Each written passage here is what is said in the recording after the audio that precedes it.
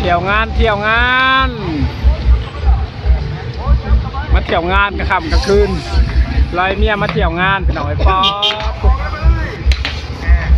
ลอยเมียมาเที่ยวงานนครหลวงนี่จันมีอย่างนี้บ่อยนะที่นครหลวงเวียงจันทน์น่ะนี่ป๊อตัดหมกปุ้งเอาพี่ผู้ตัดหมกปุ้งน้ำตัดหมกปุ้งเอาคนแล้วนี่นะแตก3 ลูกได้คนได้เจ้าของห้างหลุดติดขนาดเลยงานแข่งเรือนี่นะแข่งเรือนี่แข่งเรือก่อนเขาพรรษากลางคืนภาพประแจ้ง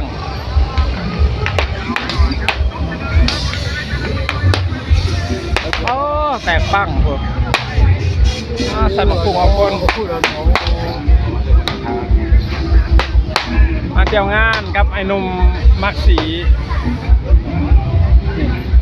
พญายนี่ละมักสีแล้วมาเที่ยวงานข้าพญายมักสีมาเที่ยวงาน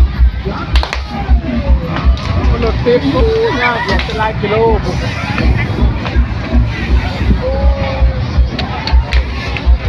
อยู่นครหลวงงานแข่งเรืออยู่นครหลวงดงคำสร้างพี่น้องงานแข่งเรืออยู่นครหลวงแต่ว่าอยู่ในดงคำสร้างอันนี้สปปลาวคนหลาย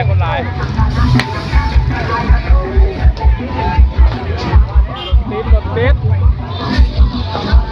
ยาวเหยียดหลายกิโล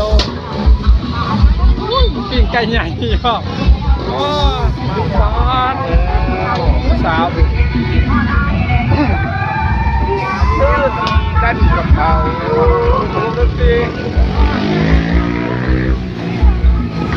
ไปแล้ววิทย์ละจ้ามันมีภาพจบได้จ้าพาพ่อใหญ่นี่ไปหาผู้สาวเด้อย